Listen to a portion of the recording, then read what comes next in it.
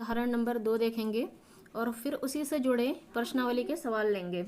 उदाहरण 2 में है, दर्शाइए कि प्रत्येक धनात्मक सम पूर्णांक 2q के रूप में होता है तथा प्रत्येक धनात्मक विषम पूर्णांक 2q+1 के रूप में होता है जहां q कोई पूर्णांक है। अब आपको ये सबसे पहले इस क्वेश्चन में ये समझना है कि धनात्मक सम पूर्णांक कहते किसे हैं और धनात्मक विषम पूर्णांक कहते किसे हैं।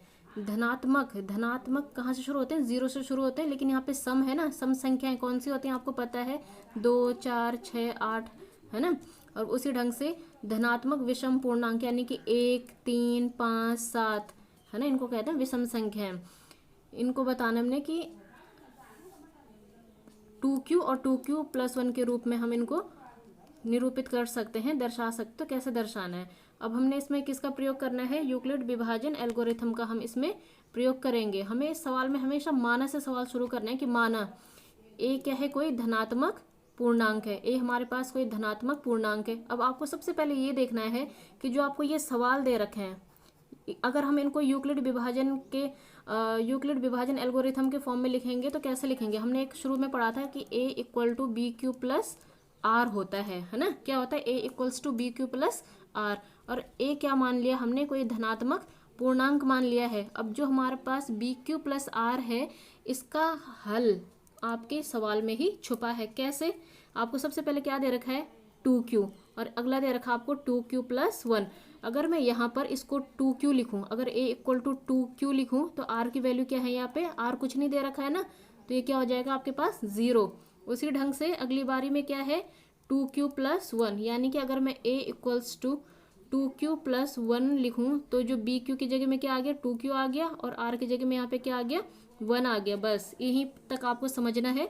अगर आपको इतना समझ में आ गया तो पूरा सवाल इसी में हो जाएगा। तो हमने वहाँ पे यही किया कि माना a कोई धनात्मक पूर्णांक है तथा b की वैल्यू क्या है? 2 है। b की वैल्यू 2 आपको पता ही है। b की वैल्यू आप यहाँ से कंपेयर करेंगे तो bq यानी कि 2q, तो b की जगह में क्या आ गया आपका? 2 आ गया। तब हम अगर यूक्लिड विभाजन एल्गोरिथम का प्रयोग करेंगे तो हम इसको क्या लिख सकते हैं? a = bq+r है ना। a = bq+r यानी कि a = 2q+r। जो BQ की जगह में क्या आ गया? 2Q आ गया ना, इसलिए हम ऐसे लिख रहे हैं। BQ की जगह में 2Q लिख रहे हैं, 2Q+R है। और जो आपको पता है कि R की वैल्यू क्या होनी चाहिए? 2 से छोटी होनी चाहिए। हमेशा आपको ये वाली बात ध्यान में रखनी है। R की वैल्यू किससे छोटी होनी चाहिए? 2 से छोटी होनी चाहिए, क्योंकि जब इसका भाग जाएगा ना तो ये इससे बड़ी तो होगी नहीं, 2 से बड़ी तो ये वाली वैल्यू होगी नहीं, उससे छोटी ही संख्या होगी। तो उससे छोटी कौन सी संख्या है? ये भी आपके सवाल में दिया है। कौन सी संख्या होंगी वो? 2 से छोटी संख्या कौन सी होंगी? वो भी धनात्मक में 0 और 1। r से छोटी संख्याएं कौन सी हैं? 0 और 1। ठीक है, तो आप एक बार क्या करेंगे? एक बार r की वैल्यू आप 0 लेंगे और अगली बारी में r की वैल्यू आप क्या लेंगे? 1। जब आप r की वैल्यू को 0 देंगे, r की वैल्यू को यदि आपने क्या दे दिया है, यदि r की वैल्यू 0 है तो सवाल क्या आ जाएगा? आप इसमें 0 पुट कर लो तो a = केवल 2q आ जाएगा। अगली बार में आप क्या देंगे? यदि क्या है? r की वैल्यू क्या है? 1 है, तो अगली बारी में यदि r की वैल्यू क्या है? 1 है, तो ये क्या बन जाएगा? a = 2q+1। तो देखो, अब आपको पता है कि जो सम संख्याएं होती हैं वो कैसी होती हैं? 2, 4, 6, 8, 2 के गुणज होते हैं ना। तो यदि a = 2q है तो ये कैसी संख्या हो जाएगी? समपूर्णांक हो जाएगा। और आपको पता है कि विषम संख्याएं कैसी होती हैं? 1, 3, 5, 7 है ना, 1 से शुरू होंगी। तो इसके अलावा जो संख्या बच रही है आपकी अगली वाली क्या है? 2q+1। तो ये क्या है? आपकी विषम पूर्णांक है। तो आप लिखने का तरीका यही रखेंगे और आपका ये उदाहरण नंबर 2 हो गया है। अब बच्चों, आपके लिए प्रश्नावली 1.1 का दूसरा क्वेश्चन है। यह आपके लिए गृह कार्य भी है और क्लास वर्क भी है। इसमें मैं आपको समझाऊंगी, फिर आपको ये बिना देखे खुद सॉल्व करना है। कोई प्रॉब्लम होगी तो पूछना है, पहले इसको आप अच्छी तरह से समझ लें।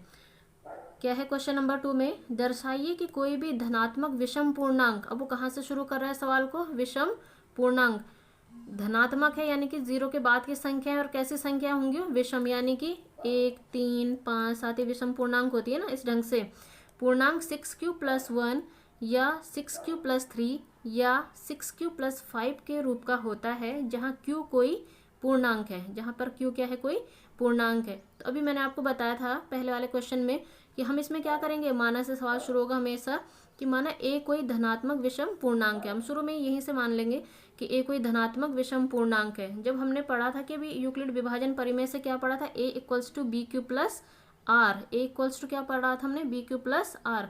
अभी मैंने क्या बोला कि क्वेश्चन की हिंट, आपके आंसर की हिंट क्वेश्चन में ही छुपी है। A equals to B Q plus R, तो ऑब्वियसली आपके पास बी की वैल्यू क्या दे रखी है, 6, क्योंकि यहाँ पे 6q+1 दे रखा है। तो आपको क्या लेना है, बी की वैल्यू 6 लेनी है।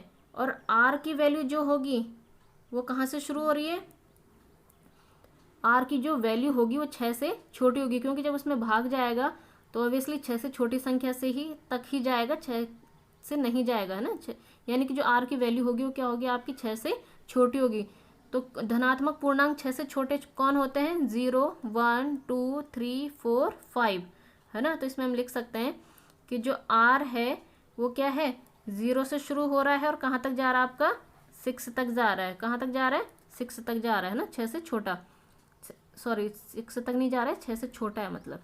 अब हम एक एक करके नंबर्स को लेंगे। अगर हम आर को 0 वैल्यू देते हैं क्वेश्चन में, अगर हम आर को 0 वैल्यू देते हैं, यहाँ पे हम 0 रख लेते हैं, तो ए इक्वल्स टू क्या हो जाएगा आपका, बी क्यू, यहाँ पे बी की जगह में क्या बोला है मैंने, 6, तो ए इक्वल टू 6q आ जाएगा। उसी ढंग से अगर आर को 1 देते हैं तो A equal to 6q+1, R equal to 2 है तो A equal to 6q+2, R equal to 3 है तो A equal to 6q+3, R equal to 4 है तो ए इक्वल टू 6q+4, और यदि आर इक्वल्स टू 5 है तो ए इक्वल्स टू 6q+5। अब आपको इसमें से विषम और सम संख्याएं क्या करनी है, अलग करनी है। पहले आप इसमें से सम संख्याओं को अलग कर लो, उनके अलावा जो बचेंगे क्या हो जाएंगी, विषम।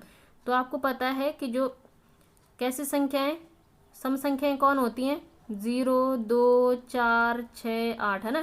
तो इसके साथ कुछ नहीं है, तो इसके साथ क्या है, आर 6q+0, यानी कि ये सम संख्या हो गई, ये भी सम हो गई, ये भी सम हो गई। तो यहाँ पे क्या लिखा है, 6q+2, 6q+4, ये क्या है, 2 से विभाजित हो रही है, तो एक ऐसी संख्या हो जाएंगी आपकी सम संख्याएं। उसके अलावा बची कौन सी, 1, 3 और 5, यानी कि 6q+1, 6q+3, 6q+5, ये कैसी है, विषम पूर्णांक हैं।